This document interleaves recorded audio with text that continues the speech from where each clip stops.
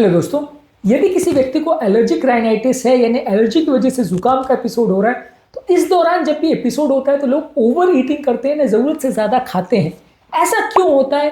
क्यों ऐसा होता है कि जुकाम के टाइम लोग को ज़्यादा खाने में अच्छा लगता है और जब तक वो ज़्यादा खाते रहते हैं उनको बेटर लगता है, उनकी एलर्जी के सिम्टम सप्रेस हो जाते हैं और जब वो खाना बंद कर देते हैं फिर उनका वापस सिम्टम बढ़ जाते हैं, जिस चक्कर में लोग ज़्यादा खाते हैं और उनका वजन बढ़ जाता है। आज हम बात करेंगे इस टाइम पर ऐसा क्यों होता है, क्या इंटरनल ऐसे साइकोलॉजिकल और हार्मोनल इश्यूज है जो इसको इन्फ्लुएंस करते हैं, और शॉर्ट में हम ये भी डिस्कस करेंगे कि इसको मैनेज करने के लिए आप क्या कर सकते हैं।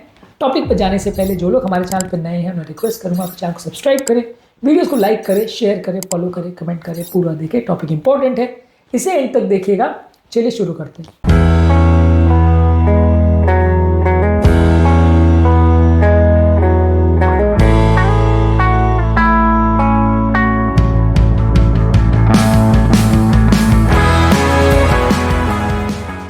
सबसे पहले आपको ये समझने की जरूरत है कि जब आपको एलर्जिक राइनाइटिस का एपिसोड होता है तो उस समय से आपका स्मेल और टेस्ट का सेंसेशन चला जाता है, जो कि नॉर्मल फ्लेवर लाने के लिए जरूरी होता है। जब आपको एलर्जी होती है तो उसमें आपको खुशबू आना बंद हो जाती है, स्मेल आना बंद हो जाता है, जिसकी वजह से एलर्जिक राइनाइटिस के लोग ज़्यादा स्ट्रॉन्ग स्मेल वाली चीज़ों के लिए क्रेव करते हैं। आपको ज़्यादा मीठी चीज़ें, ज़्यादा नमक वाली चीज़ें और ज़्यादा फैटी फूड चाहिए। ये ही खाद्य पदार्थ आपको सेटिस्फाई करेंगे और इसी से आपका भूख शांत होगी। नॉर्मल खाना आप खाओगे, सलाद वगैरह खाओगे जिसमें जितना टेस्ट नहीं होता, तो आपको पेट भरेगा ही नहीं, क्योंकि नॉर्मली ये फ्लेवर जो खाने में आता है वो बहुत इंपॉर्टेंट रोल प्ले करता है हमारी भूख शांत करने को। यदि आपका स्मेल चला गया, आपका टेस्ट चला गया, तो आपको और ज़्यादा खाना पड़ेगा, जिसकी वजह से आपका भूख शांत नहीं हो पाएगी और आप ओवर ईटिंग करोगे। तो जिन लोग को फ्लेवर जाने का प्रॉब्लम या स्मेल जाने का प्रॉब्लम होता है वो बाय नेचर ही वो ओवर ईटिंग करते हैं, उनको और ज़्यादा खाद्य पदार्थों की ज़रूरत पड़ती है, तब उनका खाने से पेट भरता है, उनका माइंड सेटिस्फाइड होता है और उनको खाना बंद करने की प्रेरणा मिलती है। तो ओवर ईटिंग की टेंडेंसी इस वजह से होती है कि आपको स्मेल और टेस्ट कम आता है। इसके अलावा जो हिस्टामिन है, जो कि इस तरह के पेशेंट में ज़्यादा होता है, एलर्जिक रिएक्शन ट्रिगर करने के दौरान हिस्टामिन बॉडी में ज़्यादा बनता है। नॉर्मली हिस्टामिन जो है वो एक केमिकल है जो एलर्जिक रिएक्शन के दौरान ट्रिगर होता है। ये नॉर्मली हमारे एपेटाइट या भूख को शांत करता है। जब किसी व्यक्ति को क्रॉनिक या लंबे समय तक एलर्जी होती है तो हिस्टामिन के जो रिसेप्टर है वो डिसेंसिटाइज हो जाते हैं, यानी काम करना बंद कर देते हैं, और हिस्टामिन का थोड़ा सा एक तरह से रिसेप्टर पर जो एक्शन होता है वो कम हो जाता है, जिसकी वजह से आपका भूख ज़्यादा लगती है और आपका हंगर पर जो हिस्टामिन का इफेक्ट होना चाहिए था सप्रेस करने का, वो नहीं हो पाता है।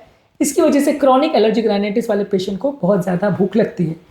इसके अलावा जब आपको एलर्जी का एपिसोड होता है तो आपकी स्लीप की क्वालिटी कॉम्प्रोमाइज हो जाती है, आपको नींद नहीं आती है, नेजल कंडीशन और इन्फ्लेमेशन और खुजली की वजह से आपको बहुत ज़्यादा सुस्ती और कमजोरी होती है। जब आपको बहुत ज़्यादा स्लीप डिप्रीवेशन होता है, आप प्रॉपर खा नहीं पाते, तो बॉडी का हंगर हार्मोन है जो कि ग्रेलिन होता है वो एक्टिवेट हो जाता है, जिसकी वजह से आपका बहुत ज़्यादा भूख लगती है। और बॉडी का जो सटाइटी हार्मोन है वो नॉर्मल स्लीप की वजह से एक्टिवेट होता है। जब आपको नींद पूरी नहीं होगी तो सटाइटी हार्मोन एक्टिवेट नहीं होगा, जिसकी वजह से आपको बहुत ज़्यादा भूख लगेगी। अगला कारण ये है कि जब आपको बहुत ज़्यादा इन्फ्लेमेटरी रिस्पॉन्स होता है तो बॉडी बहुत ज़्यादा कॉर्टिसोल निकालती है, जो कि नॉर्मली एक स्ट्रेस हार्मोन है, इन्फ्लेमेशन को कम करने के लिए प्रयोग किया जाता है। Body as a protective mechanism इसको बनाती है ताकि आपके इन्फ्लेमेशन को कम कर सके। लेकिन इस हार्मोन की वजह से होता ये है कि ये आपकी क्रेविंग शुगर की और फैट की क्रेविंग को बढ़ाता है। ये normally stress eating behaviour induce करता है। नॉर्मली जब व्यक्ति को बहुत ज़्यादा मानसिक स्ट्रेस होता है, बॉडी में कॉर्टिसोल बनता है और ये कॉर्टिसोल आपके खाने के बिहेवियर को अफेक्ट करता है, जिसकी वजह से आपको और ज़्यादा भूख लगती है, और ज़्यादा खाते हो और आप शुगर और फैट की वाली चीज़ ज़्यादा खाने चाहते हो। तो ये कॉर्टिसोल हार्मोन ज़्यादा बनने की वजह से एलर्जिक राइनाइटिस वाले पेशेंट बहुत ज़्यादा खाते हैं। इस दौरान जब आपको एलर्जिक राइनाइटिस का इफेक्ट होता है तो इससे आपका मूड चेंज हो जाता है, आपका मूड खराब हो जाता है। इस दौरान आप कंफर्ट फूड्स चाहते हो। कंफर्ट फूड्स का बेसिकली मतलब ये कि ये फूड्स हैं जो आपको एक तरह से तसल्ली देते हैं, और ये फूड ज़्यादातर हाई कार्बोहाइड्रेट्स या मीठे फूड प्रोडक्ट्स ही रहते हैं, ज़्यादातर फैटी फूड प्रोडक्ट्स ही रहते हैं। इन्हीं को खाने से आपको अच्छा लगता है। एलर्जिक राइनाइटिस का जब एपिसोड होता है तो आपको बहुत ज़्यादा चिड़चिड़ापन होता है, माथे पे एक फॉग जैसा हो जाता है, जिसकी वजह से आपको समझ आना बंद हो जाता है, बहुत ज़्यादा एनर्जी लेवल्स लो हो जाते हैं।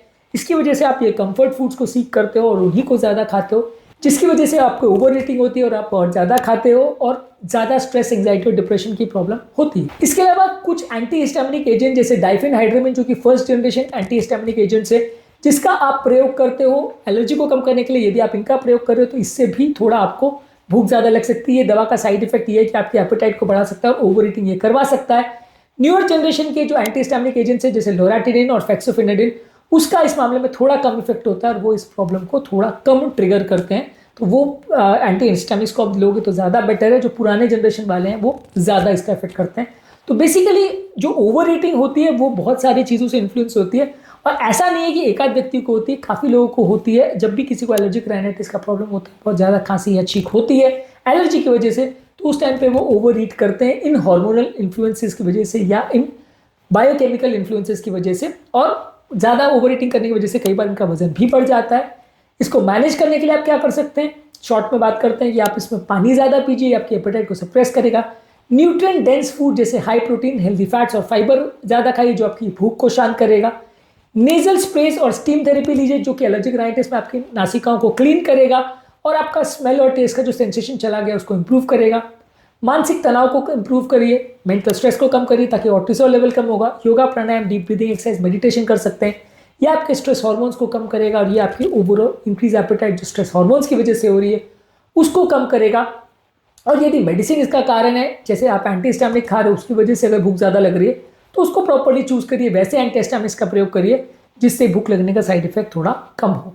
Allergic rhinitis induced over eating को प्रिवेंट करने के लिए क्या क्या चीज़ें कर सकते हैं, इस पर हमने एक अलग से वीडियो किया, इस वीडियो को भी जरूर चेकआउट करें। टॉपिक एंड करने से पहले जो लोग हमारे चैनल पर नए हैं उन्हें रिक्वेस्ट करूंगा कि चैनल को सब्सक्राइब करें, वीडियोस को लाइक करें, शेयर करें, फॉलो करें, कमेंट करें पूरा।